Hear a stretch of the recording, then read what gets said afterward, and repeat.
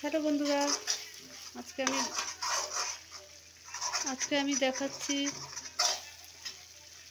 Tilapia মাছের ঝাল। সর্ষে, পোস্ত আর টমেটো, পেঁয়াজ আর রসুন, আদা দিইনি, বাটা করে তারপরে এটা তেলের মধ্যে কালো জিরে ফোড়ন দিয়ে কষিয়ে নিয়েছি।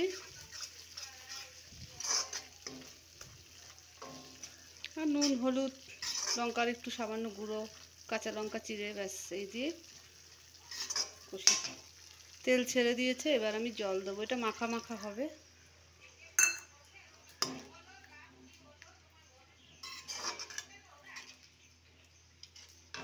এখানে আমি মাছ ভেজে নিয়েছি।